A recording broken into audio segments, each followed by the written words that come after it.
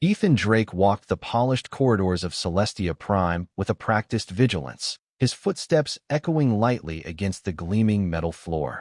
The orbital station was a marvel of engineering, suspended above the azure curve of Earth like a silent sentinel, connecting humanity with countless alien delegations. As a security officer, Ethan prided himself on his ability to anticipate trouble, to read the subtle cues that might herald danger. Despite his years of service, however, he had never encountered a Priority 1 alert that caused the station's entire mainframe to tremble with urgency. Yet here he was, the data slate in his hand lighting up with scarlet letters that pulsed in time with the distant hum of power generators. He quickened his pace, adjusting the plasma pistol at his hip out of habit, though he hoped it would remain holstered. The request had come from Diplomatic Suite 17, a place usually reserved for high-level negotiations between planetary ambassadors. Ethan knew little of the occupant, only that she arrived under a shroud of secrecy, escorted by none other than Commander Hawthorne herself. Such VIPs normally traveled with their own retinue, but apparently, this visitor insisted on solitude. The swirling rumors suggested something exotic, perhaps even slightly scandalous, though the official logs merely listed her name as Lyra Veylan from the planet Aerith. He reached the sealed entrance to the diplomatic sector and presented his security credentials.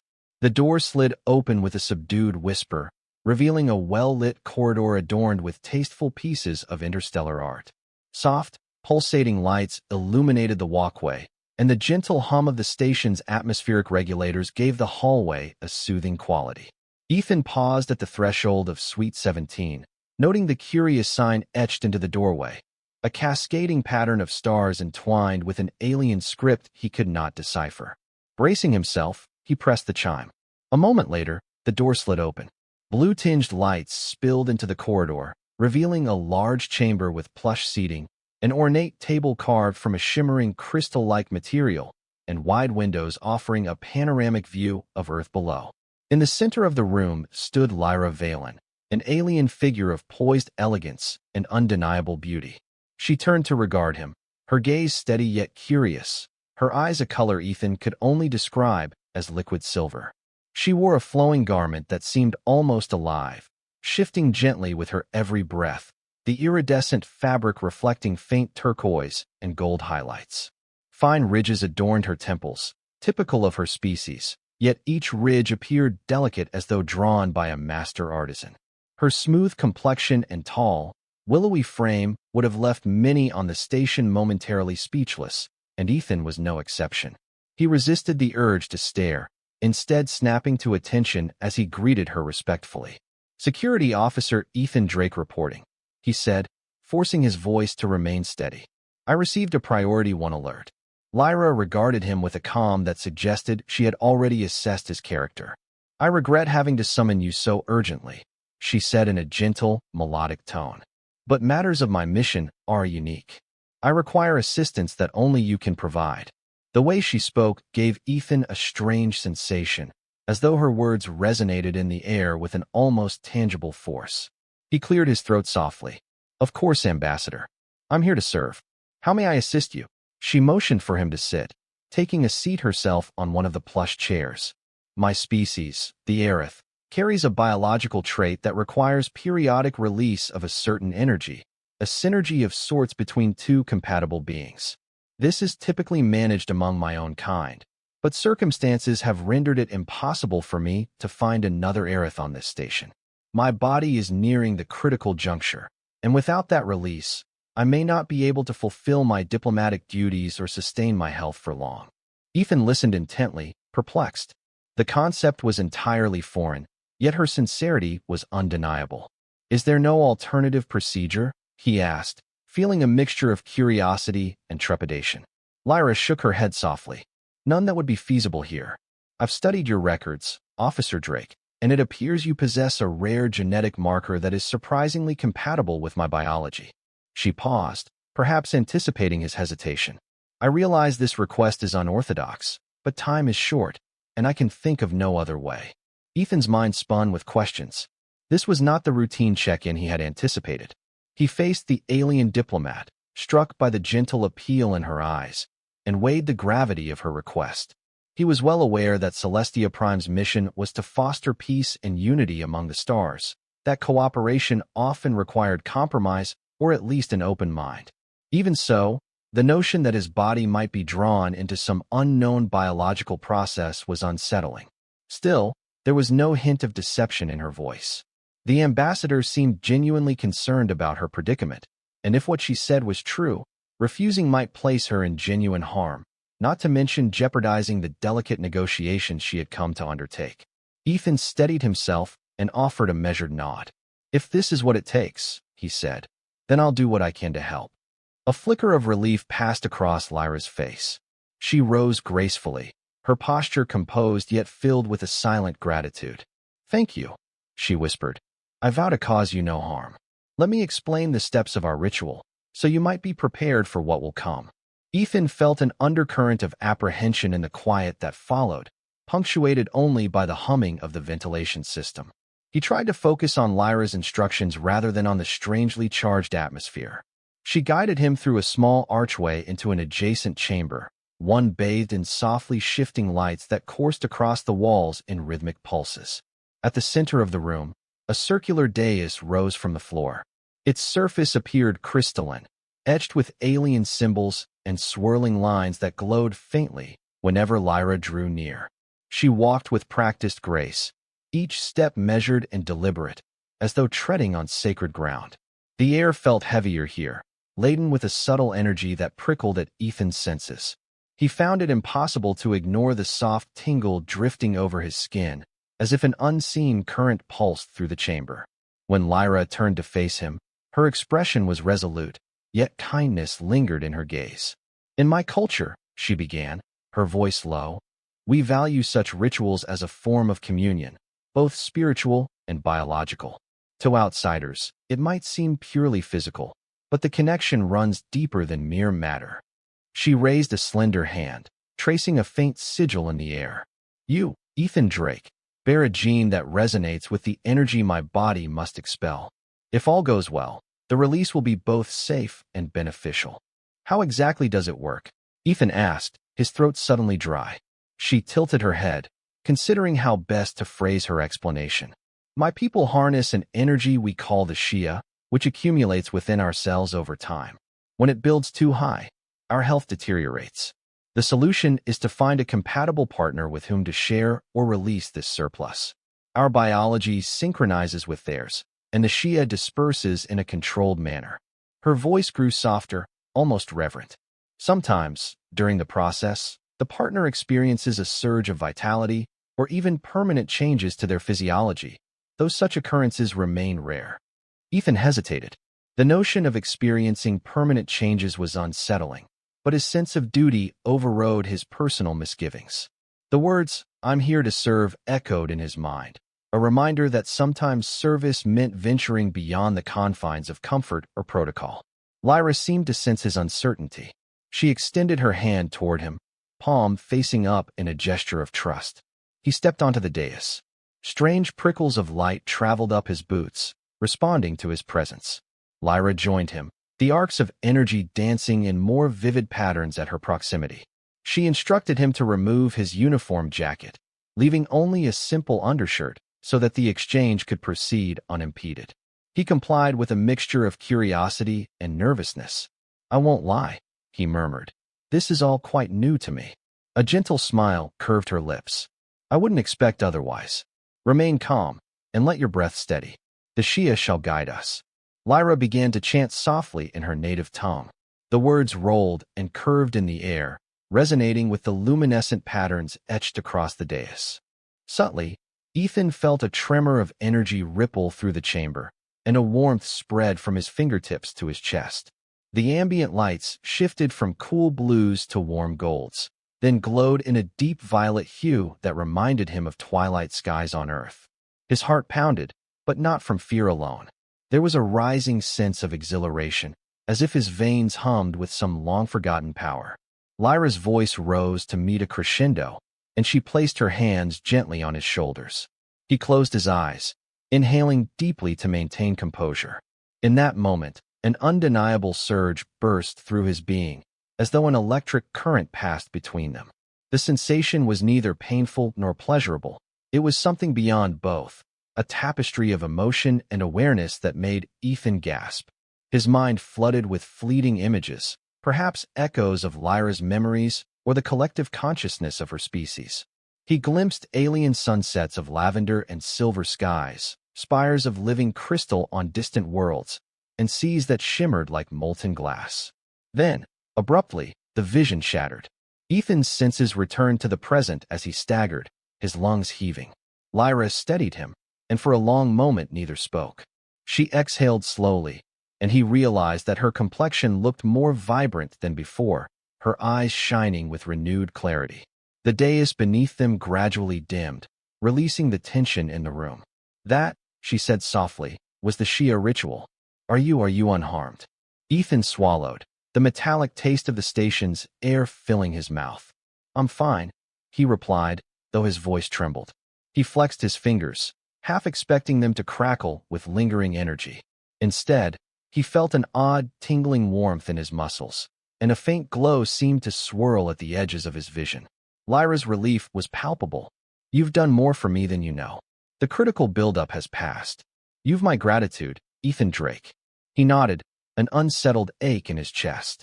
There was more to this ritual than Lyra had explained. He had felt it in the moment when their minds touched. Yet, for now, the immediate danger had passed, and his duty was fulfilled. "Is that all you need, Ambassador? Shall I remain here for observation?" She offered a solemn bow of her head. "I believe that would be wise, at least for a little while. The station's medical staff should confirm our health and ensure there are no unforeseen side effects. I'm certain you must have questions, and I will do my best to answer them." She lowered her gaze momentarily. "But first, let me finalize my diplomatic transmissions. My superiors will be relieved to know the crisis is averted." Ethan watched her depart into a smaller side room, the trailing edges of her gown fluttering in the hushed currents of air. He tried to steady his breathing, quietly astonished by what had transpired. A single day had stretched into a realm of possibilities he never imagined. As he glanced out the window at the ever-present Earth below, he felt a stirring within him, some nascent energy he could not name, calling from a horizon he had yet to explore. Little did he know, that horizon loomed nearer than ever. Outside the sealed doors of Suite 17, silent forces began to converge, their motives dark, their intentions veiled. All it would take was one spark, one shift in the delicate cosmic balance, and the next chapter of Ethan Drake's life would begin with the thunderous crash of chaos and the unyielding tide of destiny. Ethan felt an undercurrent of apprehension in the quiet that followed, punctuated only by the humming of the ventilation system. He tried to focus on Lyra's instructions rather than on the strangely charged atmosphere. She guided him through a small archway into an adjacent chamber, one bathed in softly shifting lights that coursed across the walls in rhythmic pulses. At the center of the room, a circular dais rose from the floor. Its surface appeared crystalline, etched with alien symbols and swirling lines that glowed faintly whenever Lyra drew near. She walked with practiced grace, each step measured and deliberate, as though treading on sacred ground. The air felt heavier here, laden with a subtle energy that prickled at Ethan's senses. He found it impossible to ignore the soft tingle drifting over his skin, as if an unseen current pulsed through the chamber. When Lyra turned to face him, her expression was resolute, yet kindness lingered in her gaze. "In my culture," she began, her voice low, "we value such rituals as a form of communion, both spiritual and biological. To outsiders, it might seem purely physical, but the connection runs deeper than mere matter." She raised a slender hand, tracing a faint sigil in the air. "You, Ethan Drake, bear a gene that resonates with the energy my body must expel. If all goes well, the release will be both safe and beneficial." "How exactly does it work?" Ethan asked, his throat suddenly dry. She tilted her head, considering how best to phrase her explanation. "My people harness an energy we call the Shia, which accumulates within our cells over time. When it builds too high, our health deteriorates. The solution is to find a compatible partner with whom to share or release this surplus. Our biology synchronizes with theirs, and the Shia disperses in a controlled manner." Her voice grew softer, almost reverent. Sometimes, during the process, the partner experiences a surge of vitality or even permanent changes to their physiology, though such occurrences remain rare.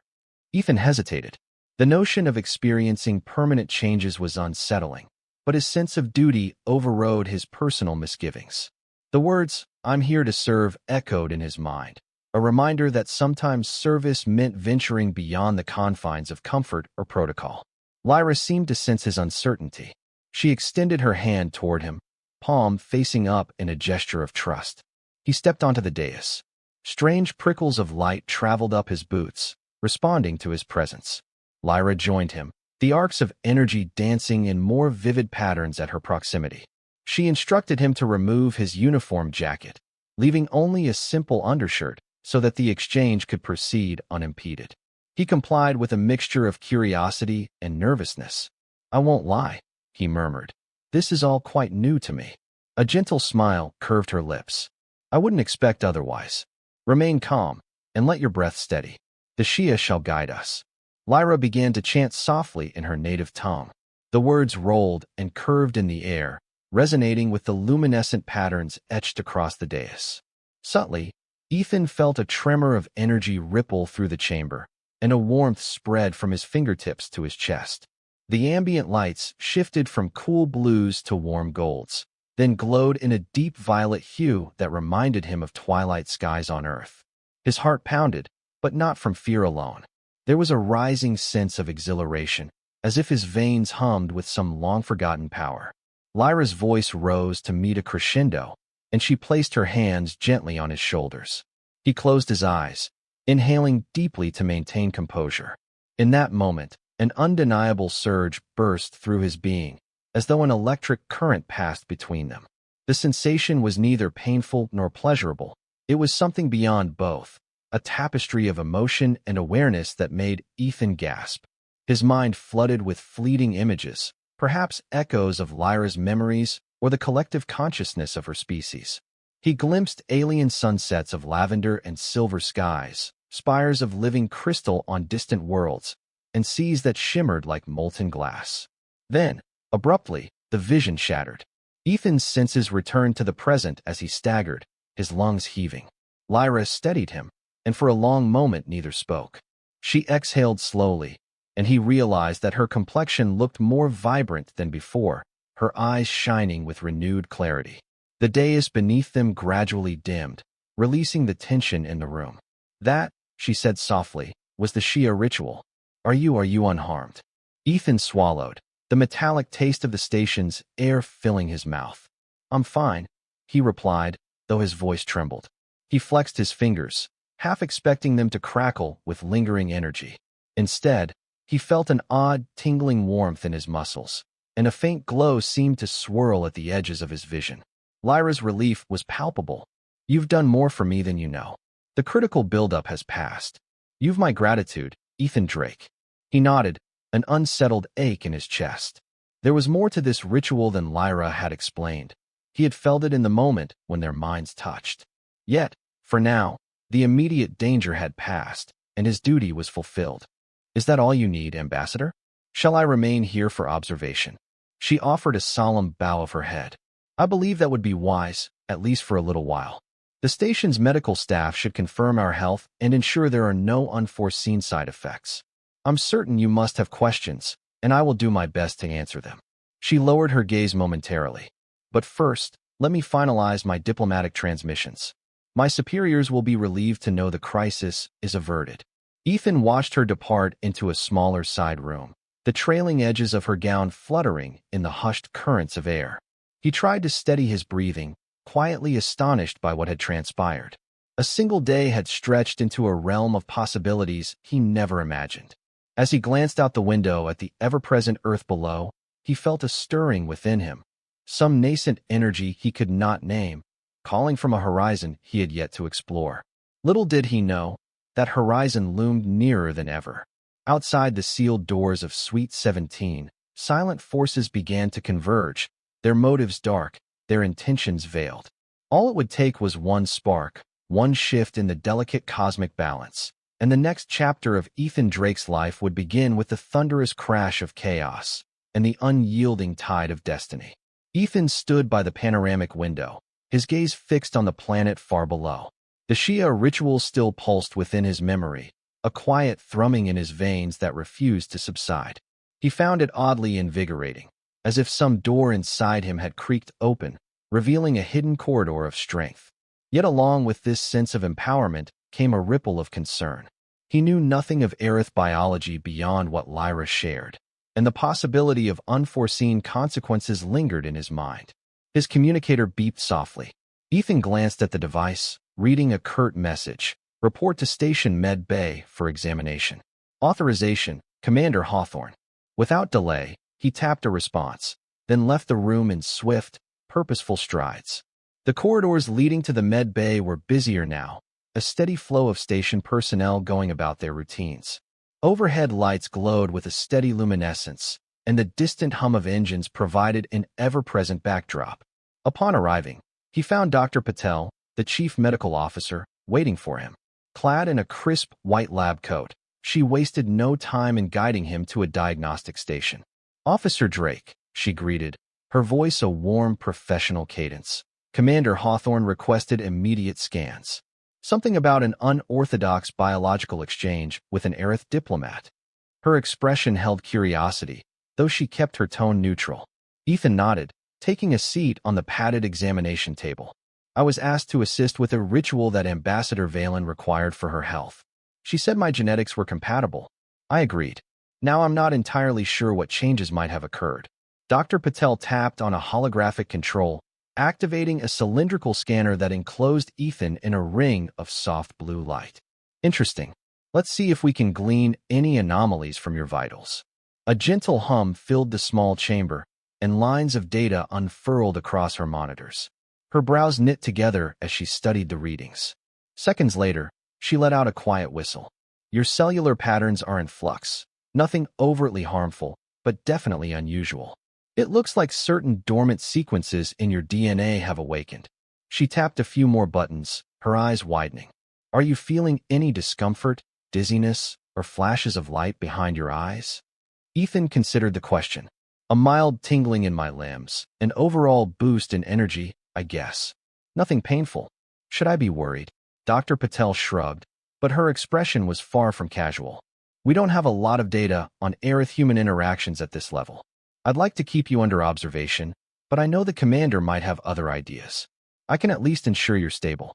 Give me a few hours to run a deeper analysis, and I'll see what else I can find out." Before Ethan could reply, a sharp alarm blared through the medbay speakers. The lights flickered red, and the station's automated voice announced, "Security alert. Unauthorized access detected in Diplomatic Suite 17. Repeat, unauthorized access." Ethan was on his feet instantly, adrenaline surging through his system. Dr. Patel tried to hold him back. "Wait, I haven't cleared you. I have to go," Ethan interjected, striding out the door. He tapped his communicator, opening a channel to station security. "This is Officer Drake. I'm responding to the alert in Suite 17. Send backup." His boots thudded against the floor as he sprinted through the corridors, the station's alarm lights painting the walls in an urgent glow. Normally, he might have felt the strain of running full tilt in artificial gravity, but the new energy coursing through him lent his muscles surprising endurance. Heart pounding, he reached the sealed doors of Suite 17 to find them forced open, the control panel sparking with exposed wires. From inside, muffled sounds of a struggle reached his ears. He ducked inside, weapon drawn, scanning the chaotic scene. Furniture lay overturned, and the air crackled with residual arcs of the same shimmering energy he had seen during the ritual. In the middle of the lounge, Lyra Veylan knelt, pinned to the ground by a figure clad in dark combat gear. Her assailant looked human, but advanced modifications on his armor suggested technology gleaned from multiple alien species. Ethan aimed his plasma pistol, voice cutting through the tension. "Release her. Now." The intruder jerked his head around, face obscured by a helmet. Instead of obeying, he pressed a metallic device against Lyra's temple. She winced, her own silver eyes burning with defiance. In that instant, Ethan's entire being surged with protective fury. With no time for negotiation, he lunged, tackling the assailant in a single, fluid motion that shocked even Ethan with its sudden force. They crashed against a nearby table, smashing its crystalline surface. The attacker's device clattered to the floor, while Ethan grappled for control of the situation. A flurry of punches was exchanged, but Ethan felt his reflexes sharpened, his strength multiplied. With a final blow, he sent the intruder sprawling. Lyra scrambled to her feet, breathing heavily. "Ethan!" she cried, relief stark on her face. In that moment, a second figure appeared at the doorway, similarly armed. Before Ethan could react, the new assailant trained a disruptor rifle at Lyra. Time seemed to slow, his mind capturing every detail with heightened clarity, a direct result, perhaps, of the Shia energies coiling within his cells.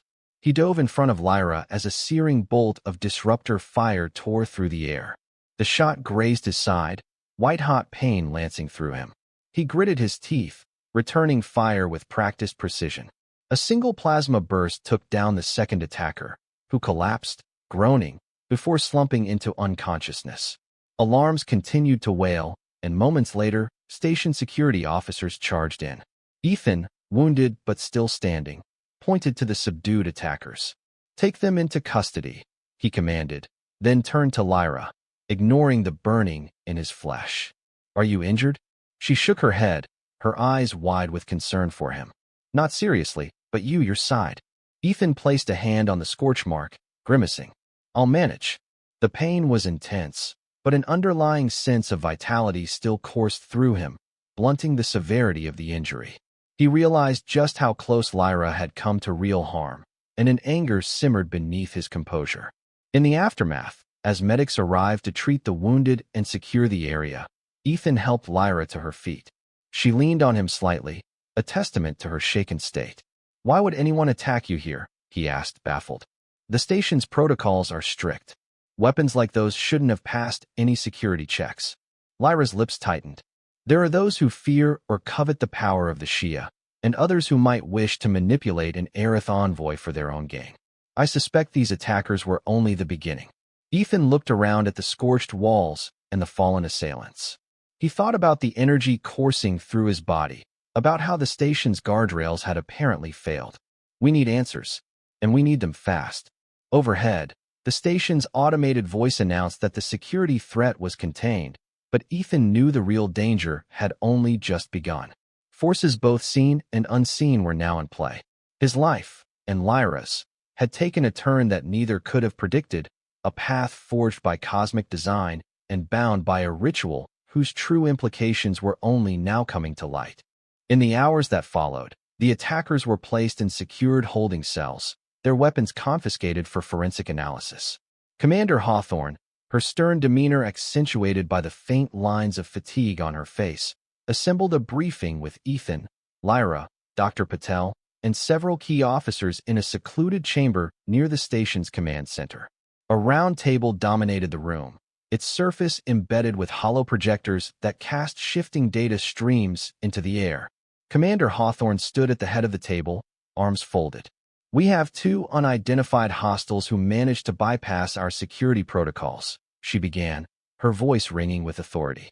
"Preliminary scans suggest advanced infiltration tech. Our initial interrogation attempts have yielded no cooperation. All we know is they specifically targeted Ambassador Veylan." She turned to Lyra. "Ambassador, do you have any reason to suspect an organized group might want to abduct or harm you?" Lyra's gaze flicked around the room before settling on Hawthorne. "My mission here is purely diplomatic, yet the power of the Shia is coveted by many.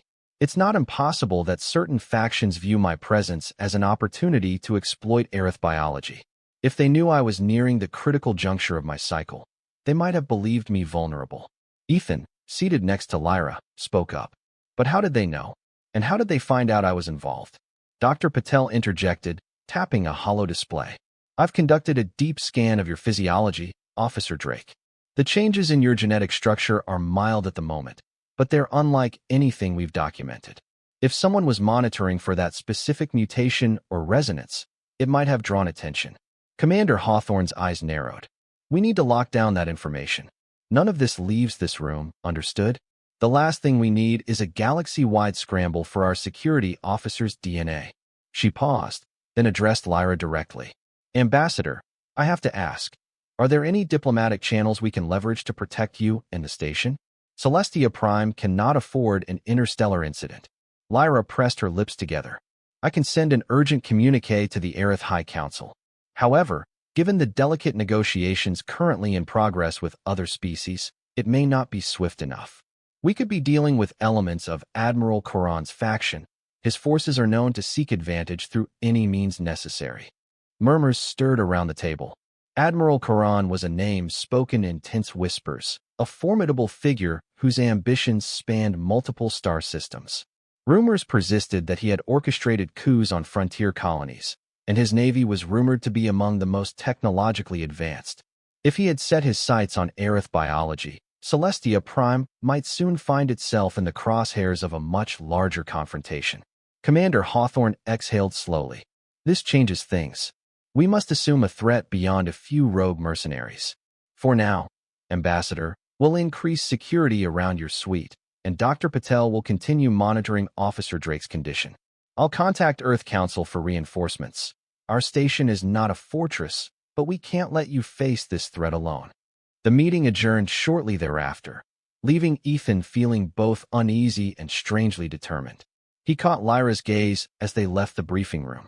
Despite the anxiety in her eyes, a flicker of gratitude shone there.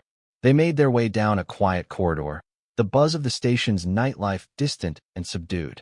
Ethan cleared his throat. Look, I don't regret helping you, but I need to understand what's happening inside me. Dr. Patel's scans show changes. I can feel them. I need to know if these changes are dangerous or permanent. They paused near a broad window overlooking the star-studded expanse. Lyra turned to him, her silver eyes luminous. I wish I had a definitive answer, she admitted. Among my people, the Shia ritual rarely involves other species. The energy exchange is profound, and each participant's response can differ. Some experience only a temporary surge in vitality. Others undergo deeper transformations. Ethan searched her face. Could I become Aerith? Or partially so? A faint smile ghosted her features. It's unlikely you'd fully shift into an Aerith, but your physiology might adopt certain traits. Heightened reflexes, extended longevity, even telepathic sensitivities. It's all within the realm of possibility. A sense of wonder, tempered by trepidation, washed over Ethan. He looked out at the endless darkness dotted by pinpoints of light. That's a lot to take in, he said softly. Lyra placed a delicate hand on his arm. I'm sorry. You were thrust into this without a full understanding. I can only promise to stand by you, to help guide you through whatever lies ahead. Her touch was comforting, yet Ethan's heart pounded with lingering tension. He was no stranger to danger. He'd served on frontier outposts, faced down pirates and smugglers. But this was different. His very being was caught in a cosmic shift, and the stakes were higher than any mission he had ever known. As if on cue, his communicator buzzed. Commander Hawthorne's voice crackled through the device. Drake, come to the Situation Room immediately. We've just received a transmission from Admiral Korran himself. Ethan exchanged a look with Lyra. Her expression tightened, worry etched in the fine lines near her ridges. Together, they hurried through the station's winding passages toward the Situation Room, bracing themselves for whatever ultimatum or threat awaited them. They arrived to find the air thick with tension. Hollow screens lined the walls, displaying the looming silhouette of a warship flanked by smaller escorts. In the center of the main screen, a stern, battle-hardened face glared back, Admiral Korran. His eyes were cold, calculating, and the insignia on his uniform glinted like a trophy. His voice echoed through the speakers. Commander Hawthorne, I trust my presence is not unexpected. I have reason to believe an Aerith diplomat of significant importance resides within Celestia Prime, and that she has recently completed a ritual that could destabilize the balance of power. I come with an offer. Hand her over to my custody, and no harm will befall your station or its inhabitants. Commander Hawthorne stood her ground, her jaw set. Admiral, Celestia Prime is a neutral territory. You have no authority to make such demands. Korran's lips curved in a predatory smirk. Neutrality is a fragile concept, Commander. My sources inform me that your security officer was directly involved in the ritual. I have an interest in him as well. Surrender them both. and I'll spare your station the misfortune of a direct confrontation." A ripple of tension went through the room. Ethan felt a chill run down his spine. They had expected trouble, but not such a direct approach, nor so soon. Commander Hawthorne's voice remained firm. "This station and everyone aboard it is under my protection. If you dare threaten Celestia Prime, you will meet more resistance than you anticipate." The Admiral's smirk never wavered. "I see. Then I will allow you time to reconsider your stance. My fleet will remain in the sector, and if I sense any attempts to evacuate the Diplomat or your security officer, my patience will evaporate. I trust you'll make the right decision." With that, the transmission ended, leaving a hush over the Situation Room. Slowly, Hawthorne turned to face Ethan and Lyra. "We're backed into a corner," she said. "Korran's fleet could overpower us. We don't have the firepower to repel a sustained assault." Lyra's voice shook slightly. "Then we must find another way. My people might intervene, but that will take time. Time that we may not have." Hawthorne studied them both, her gaze steely with resolve. "There is a slim chance we can sneak you off the station, or we can stand our ground and hope reinforcements arrive. Either path is fraught with risk." Ethan spoke quietly, an unexpected clarity in his words. "We can't just hand ourselves over to Korran. That would be condemning the entire galaxy to his ambitions. We need to escape, regroup, and find a way to counter his threat." Hawthorne nodded. "We'll plan carefully. But know this. Once you leave Celestia Prime, you'll be on your own until we can rally allied forces." Lyra took a deep, steadying breath. "Then we must trust each other. And we must move quickly." A plan began to take shape, and with it, Ethan felt both the weight of responsibility and a stirring determination. The Shia energies coursed through him, emboldening him for the trials ahead. He could sense the uncertain path stretching before them, a path that would lead beyond the station's polished corridors, past the quiet swirl of Earth below, and into the uncharted expanse where destinies collided like stars. One thing was certain: there would be no turning back. The covert plan took shape under the veil of station night, when fewer eyes would be watching. Each step was orchestrated with precision. Power fluctuations would distract Korran's scouts, forging false data in the station's logs. A stealth shuttle would be prepared in Docking Bay 12, outfitted with a dampening field to mask life signs, and sympathetic crew members would assist in key checkpoints. The entire effort was spearheaded by Commander Hawthorne herself, who risked her career and the station's fragile neutrality to ensure Ethan and Lyra made their escape. Ethan packed swiftly, slipping only the essentials into a compact field bag. He stood in his quarters, the overhead lights dimmed to the faintest glow. Across from him, Lyra gazed at the sparse room. "You have few personal effects," she noted, her voice tinged with curiosity. "No mementos or keepsakes." He shrugged. "My life's been a cycle of deployments and station assignments. Most of what I own fits in a single duffel bag. Guess I never saw the point of gathering stuff that would only weigh me down." She stepped closer, offering a gentle smile. "Travel light. It may well save us in the journey ahead." They left his quarters behind, the corridors eerily silent. At each turn, station personnel loyal to Hawthorne nodded them through. The plan hinged on stealth and speed. No open conflict, no blaring alarms. A small squad of trusted security officers led them through maintenance tunnels and cargo lifts rarely used by civilians. Soon, they arrived at Docking Bay 12, which was bathed in darkness. A single utility light flickered overhead, casting sharp shadows across the bulkheads. The shuttle awaited them in the corner of the hangar, its hull coated with advanced stealth plating. A lone figure emerged from the shadows, Commander Hawthorne herself. She offered a curt nod, her hand resting on the butt of her sidearm. "All systems are green. The dampening field's operational, and flight path data has been falsified to show a routine supply run. Once you clear the station's perimeter, we won't be able to offer further support." Ethan clasped her hand. "Commander, thank you. This means everything." Her stern facade cracked just enough to show a hint of warmth. "Don't make me regret this, Drake.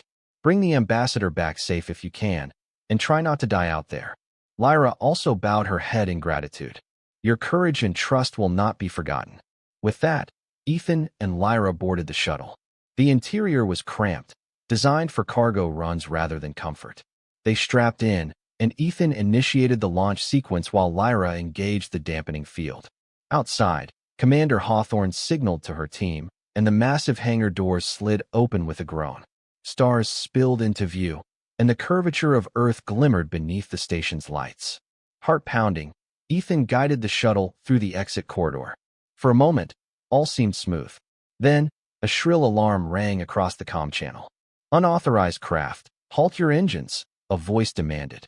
Ethan's hands flew across the controls. "I knew it wouldn't be that easy," he muttered. He jinked the shuttle to starboard, narrowly avoiding the docking clamps that surged forward like mechanical jaws. Behind them, the bay doors whined, as if station security was attempting to close them again. But it was too late. Ethan had already squeezed the shuttle through the shrinking gap. "Brace yourself," he shouted, slamming the throttle. The craft lurched into open space. For a few breathless seconds, the momentum crushed them into their seats, and then the black vacuum of freedom stretched before them. Celestia Prime receded behind, a gleaming sentinel in the distance. Lyra exhaled, eyes wide. "That was close." "Too close," Ethan agreed. "Commander Hawthorne's plan bought us time, but now we're on our own."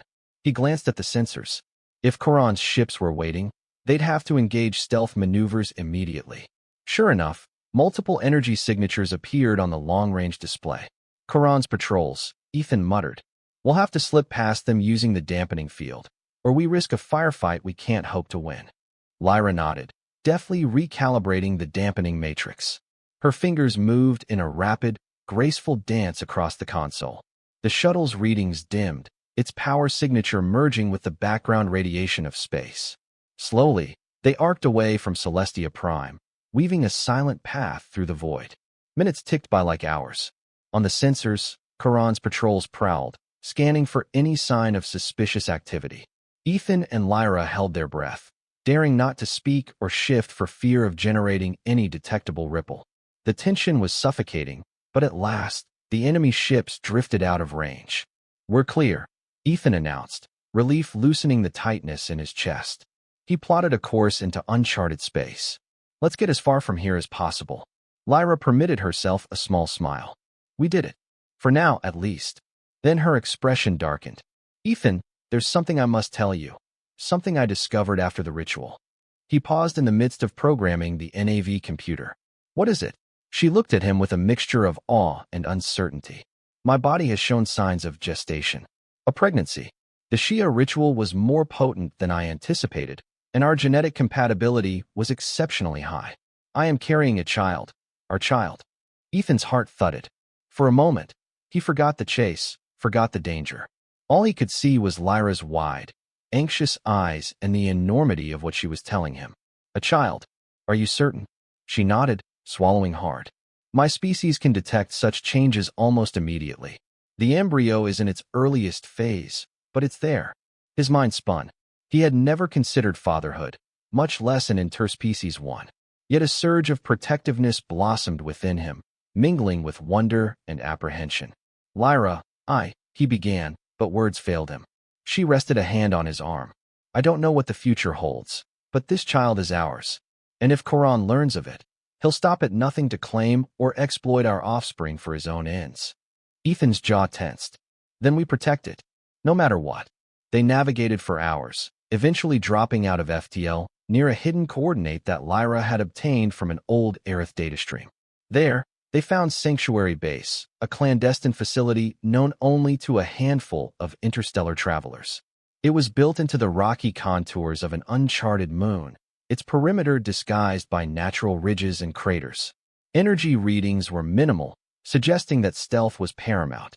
Landing on a makeshift pad, they were greeted by a pair of armed sentries sporting patchwork uniforms. Humans, Aerith, and other species coexisting in uneasy alliance. The base commander introduced himself as Caden Riker, a gruff former soldier who had grown disillusioned with official institutions. "We keep a low profile here," he explained, leading them through corridors carved into the moon's rocky interior. "Offer refuge to those fleeing oppression or persecution. Word is you've got the big bad Admiral Korran on your tail. That's a hell of a price on your heads." Lyra inclined her head politely. "We're not here to endanger you. We just need time to recuperate and figure out our next move." Riker shrugged. You're welcome to stay, provided you don't bring trouble down on us. No promises on how safe this place is if Korran really wants to find you. Ethan offered a firm handshake. We appreciate it, and we'll do our part to keep a low profile.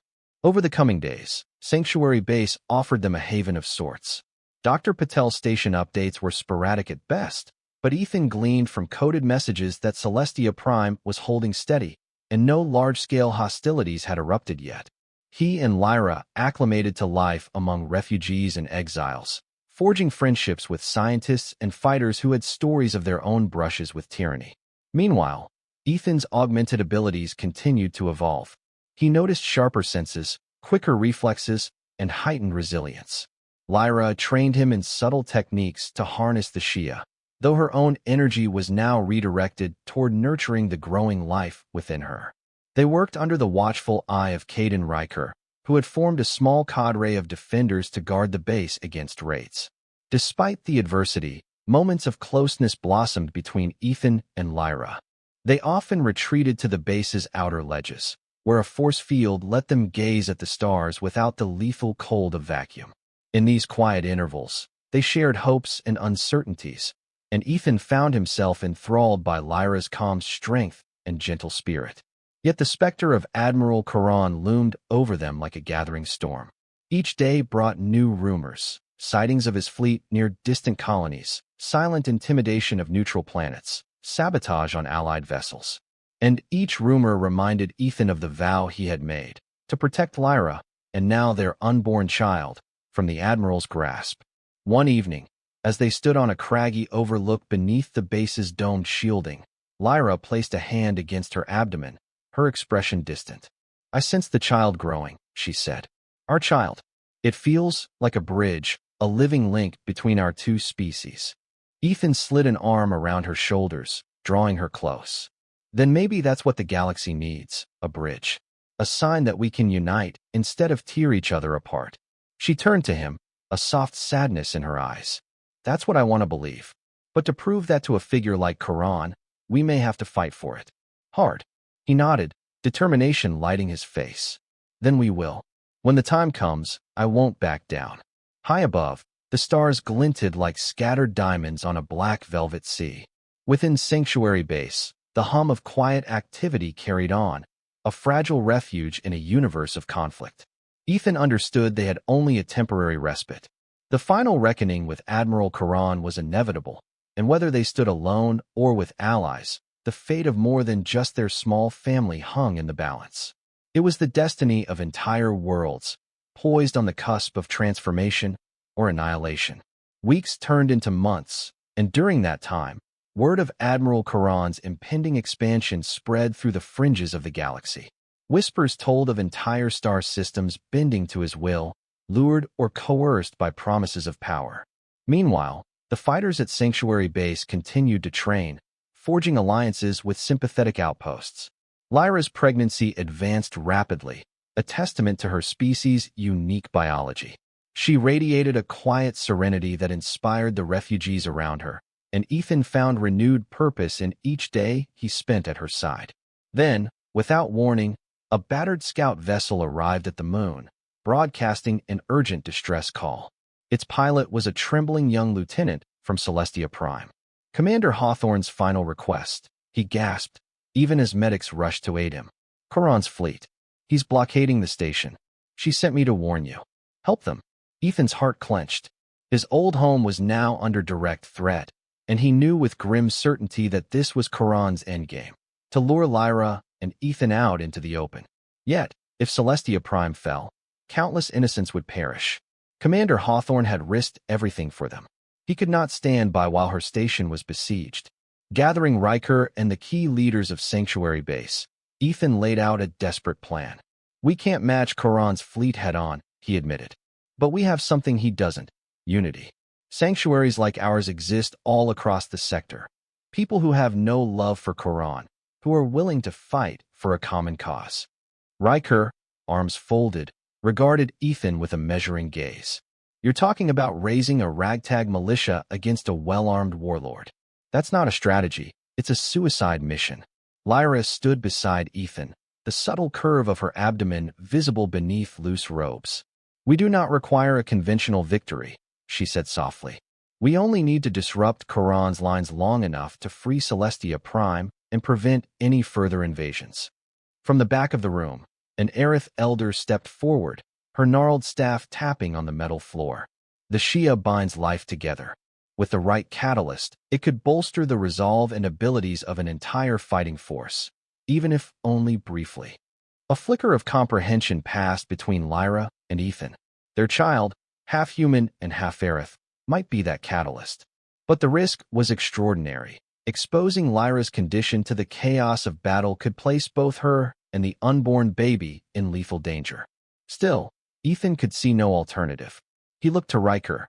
"If we do nothing, Korran wins by default. We have to try. For the station, for every planet that doesn't want to live under his tyranny." Riker let out a ragged breath. "I've got contacts. I'll send out the call." He eyed Lyra warily. "If you're willing to bet at all, we'll stand with you." Preparations commenced at a feverish pace. Messages were dispatched to hidden enclaves, pirate groups that despised Korran's iron rule, and even disillusioned factions within Korran's own ranks. One by one, small vessels converged on the uncharted moon. Engineers patched up hulls, spliced together weapons from salvage, and rigged makeshift shields that ran on scrounge power cells. It was a makeshift armada, diverse in species and technology, united by a single burning resolve: stop Admiral Korran. When the day of reckoning arrived, the ragtag fleet emerged from hyperspace at the edge of Celestia Prime's orbit. There, Korran's imposing warships encircled the station like a predatory beast, their weapons bristling. A hush fell over Ethan and Lyra as they manned the cockpit of their shuttle, each heartbeat thrumming in their ears. "Multiple enemy signatures," Ethan confirmed, scanning the readouts. "They outnumber us." Lyra's gaze turned resolute. "Numbers are not everything. We have allies on the station, and we have each other." At Riker's signal, the Allied fleet advanced. Frigates, corvettes, and even converted freighters surged forward, weaving a tapestry of courage against the black expanse. Laser cannons ignited the void, and torpedoes streaked like blazing comets. The first clash was brutal. Korran's capital ships unleashed devastating volleys that tore through weaker vessels. But the Allies pressed on, fueled by desperation and the faint glimmer of hope. Ethan piloted their shuttle with uncanny agility, his reflexes sharpened by the Shia. Together, he and Lyra slipped through the chaos, drawing enemy fire away from vulnerable transports. Inside Celestia Prime, Commander Hawthorne led internal resistance, sabotaging docking bays and disabling key systems to hamper Korran's ground forces. The station's hull shook under bombardment, but it held, at least for the moment. Aboard Korran's flagship, the Admiral watched the battle unfold with cold detachment. He transmitted a sector-wide broadcast. "People of the galaxy, witness how those who defy me are crushed. Surrender the Aerith Diplomat and her hybrid offspring, and I may yet spare your worlds." The mention of the child sent a shudder through Lyra. She looked to Ethan, her eyes blazing. "He wants the child's potential. We can't let him lay claim to such power." Ethan's grip on the controls tightened. "Then we take the fight to him." They veered toward the flagship, weaving through a gauntlet of enemy fire. The Allied fleet fought valiantly, creating just enough distraction for Ethan's shuttle to slip past the defensive perimeter. The flagship loomed larger by the second, its hull glinting with menacing grace. A direct assault seemed impossible, but they had a plan. "This is suicide," Riker's voice crackled over the comm. "But you've got your opening. Make it count." The shuttle latched onto an auxiliary airlock. Ethan donned reinforced armor, and Lyra prepared a small device that shimmered with Aerith runes. "This amplifier can project the Shia bond," she explained. "If we can reach the ship's core and detonate it, it might neutralize their systems and paralyze Korran's forces temporarily." Arm in arm, they entered the belly of the beast. Corridors echoed with alarms, and squads of heavily armed troopers blocked their path. The troopers never expected the lightning-fast reflexes Ethan displayed, nor did they anticipate the energy blasts Lyra could summon with the flick of her wrist.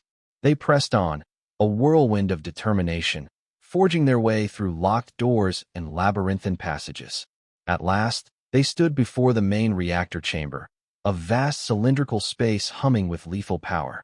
Catwalks crisscrossed the open expanse, and coolant vents hissed ominously.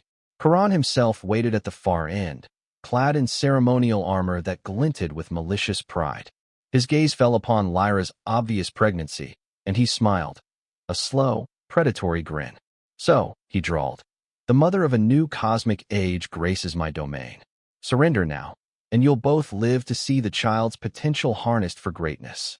Ethan aimed his weapon. "We'd rather die than see you corrupt that future." Korran's laugh reverberated through the chamber. "So be it." The Admiral lunged, drawing an energy blade that crackled with arcane power. The ensuing duel was a blur of steel and plasma. Ethan matched Korran's strikes with a speed born of his awakened genetic gifts, while Lyra focused on interfacing with the reactor's control console. Sparks rained down as blade met blade, and the clang of metal resonated like thunder. Korran drove Ethan back with a powerful slash, sending him skidding to the edge of a catwalk. "You are but a footnote in history," the Admiral sneered. "I will rewrite the destiny of this galaxy." Through gritted teeth, Ethan forced himself upright. "No, you won't." With a burst of adrenaline, he barreled forward, parrying Korran's downward strike and forcing the Admiral off balance. In that moment, Lyra completed her override. The reactor's containment shields flared dangerously, responding to the surge of Shia energy from her amplifier. A shockwave of scintillating light erupted, flooding the chamber. Korran staggered, momentarily disoriented. In that precious window, Ethan disarmed him with a swift strike, sending the Admiral's blade clattering into the abyss below. Lyra joined Ethan, the amplifier glowing fiercely in her hands. "No more," she whispered, pressing the device against the main conduit. A pulse of pure Shia energy rippled outward, shorting out the flagship's systems in a cascade of sparks. All across the vessel, consoles flickered and died, engines sputtered, and weapon arrays powered down. Outside, the Allied fleet rallied, seizing the sudden advantage to disable Korran's warships. Caught in the center of the maelstrom, Korran sank to his knees, rage contorting his features. "You'll regret this," he snarled, but his voice was lost in the roar of the destabilizing reactor. Ethan pulled Lyra away. "We have to go." They sprinted through collapsing corridors, alarms shrieking about core overload. As they reached the shuttle, the entire flagship began to fracture under the stress of the meltdown. The moment they launched, a colossal explosion tore through the vessel, scattering debris into the void. The Allied fighters, battered but unbroken, cheered as Korran's flagship disintegrated in a brilliant burst of light. With the Admiral's forces in disarray, Celestia Prime was liberated. Commander Hawthorne's voice crackled over the comm, choked with relief. "We see the explosion. Is it over?" Ethan nodded, tears in his eyes as he replied, "Yes, Commander. The flagship is destroyed. Korran is gone." Cheers and triumphant cries echoed across the comm channels. The battered Allied fleet moved to secure the remaining hostiles. In the days that followed, negotiations across the galaxy shifted. The collapse of Korran's empire left a power vacuum, but also an opportunity for unity. Celestia Prime emerged as a beacon of peace and cooperation, an enduring testament to what diverse species could achieve together. For Ethan and Lyra, the months that followed were transformative. They returned to Sanctuary Base briefly, where Lyra gave birth to a healthy child, a small being with human features and subtle aerith ridges, eyes shining with an otherworldly glow. Word spread that a new era of interspecies harmony had begun, embodied by this miraculous offspring. The child's name was Aurora, signifying the dawn of a changed galaxy. Holding her close, Ethan felt tears burn at the corners of his eyes, overcome by a profound gratitude. Lyra, too, wept softly, feeling the calm resonance of Shia in their newborn's presence. Their arms wrapped around this precious life, a living symbol of hope. Once the child was strong enough, Ethan and Lyra accepted an invitation from the rebuilt Celestia Prime to serve as ambassadors. They traveled between worlds, bridging the gap between species once at odds, sharing their story of sacrifice and cooperation. And though the specter of conflict never fully vanished from the cosmos, the bond they forged, sealed by love and the Shia, offered a shining example of what could be achieved when hearts and destinies entwined. In the end, as they stood together on a new diplomatic mission, Aurora cooing happily in their arms, Ethan and Lyra knew that the future held challenges still. But with every star they passed, they carried the promise of unity, a promise that, like the child cradled between them, had the power to illuminate even the darkest corners of the universe with the warmth of hope. And in that promise, they found their happy ending, the prelude to countless more stories yet to be written, each guiding the galaxy toward a destiny shaped by compassion, resilience, and the unbreakable bonds of life.